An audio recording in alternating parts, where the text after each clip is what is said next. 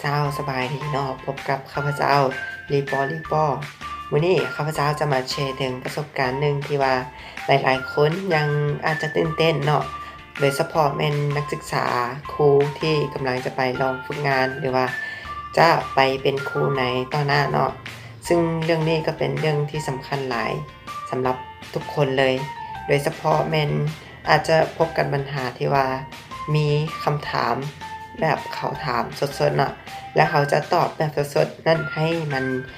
สอดคล้องกับประเด็นนั้นแนวใดเขาสิมีวิธีเว้าหรือว่าหลักการเว้าแนวใดเนาะเขาควรเฮ็ดแนวใดนั้นไปเบิ่งและติดตามพร้อมๆกันเลยกับคลิปวิดีโอนี้ถ้าสมมติว่าในเวลาเขาเว้าสดๆหรือตอบคำถามแบบสดๆนั่นแต่มันยังมีสาระซึ่งจะเฮ็ดให้ผู้ฟังหรือคนฟังนั้นรู้สึกว่าโหมหัศจรรย์เลยขณะที่ยังบ่ได้เตรียมตัวเว้าแต่ยังเฮ็ดได้ขนาดนี้ซึ่งมันบ่แม่นเรื่องยากสำหรับทุกคนใครๆก็เฮ็ดได้ซึ่งมีเทคนิค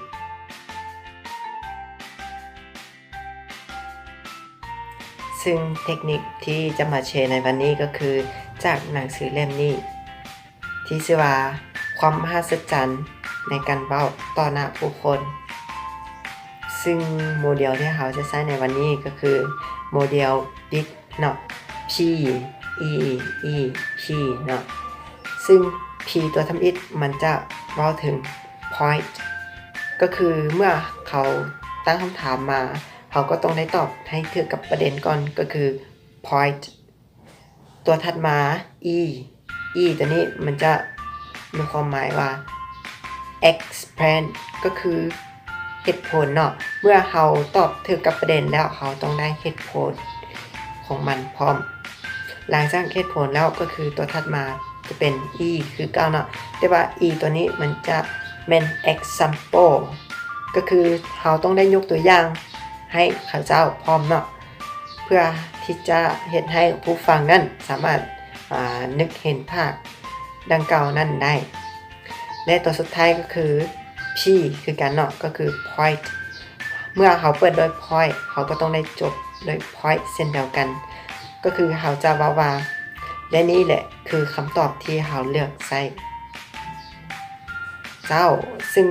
เป็นอะไรนั้นเขาจะไปยกตัวอย่างให้แต่ละคนได้เบิ่งและฟังนำกันเนาะอาจารย์น้องขอถามแน่น้องยังไม่เข้าใจเกี่ยวกับมวลสารกับน้ำหนักมันต่างกันยังไงบ่เข้าใจเกี่ยวกับมวลสารกับน้ำหนักมันบ่เราอาจารย์นั้นยกให้เบิ่งเนาะน้ำหนักมันแม่นเหมือนด้วยวัดแท้ของวัตถุที่เป็นกับความแรงยืดหรือว่าความแรงเนาะก็คือมันจะมีสูตรมาที่เท่ากับ m คูณ g p เป็นนะ p เป็นน้ำหนัก g เป็นมวลสารของวัตถุที่มีค่าแบบนั้นเลยบ่ g นี่เป็นความแรงยืดหรือว่าความแรงซึ่งน้ำหนักนี้มันจะขึ้นกับความแรงยืดและมวลสารนี้มันจะมีค่าคงที่ถ้าว่าความเห็นอยู่นี่มันเพิ่มขึ้นน้ำหนักมันก็จะเพิ่มขึ้นเช่นเดียวกันมันตัวยากเนาะเพราะว่าอยู่ในโลกเราเนี่ยเพราะว่าวัตถุใดหนึ่งเขาจับแล้วมันมีมวลสารที่เบาใช่ป่ะมวลสารตัวนั้นมันไปที่เบาขึ้นแต่ความเห็นอยู่ของมันสูงที่บอกหลังจากวัตถุนั้นเก่าตัวเก่าแต่ว่ามันจะเขาจะรู้สึกว่ามันหนักกว่าเก่าอันนี้ที่เขาเรียกว่าน้ำหนักเข้าใจบ่ใช่แล้วค่ะทุกคำเว้าที่เขาเว้าออกมานั้นเขาคิดว่ามันเป็นการเว้าแบบสดๆแต่อันที่จริงแล้วมันบ่ได้เว้าสดๆแล้ว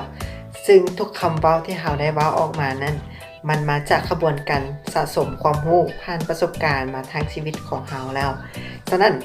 การเว้านี่มันบ่ได้ถือว่าเป็นการเว้าแบบสดๆ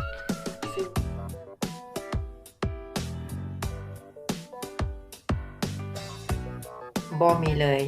เพราะสุดท้ายแล้วเขาคิดว่าทุกไอเดียทุกความรู้ที่เขาเว้าหรือการสื่อสารออกมาของเขานั้นล้วนแล้วแต่มีความหมายซึ่งมันบ่มีผิดบ่มีถูกฉะนั้นคำถามใดเขาสามารถตอบได้หมด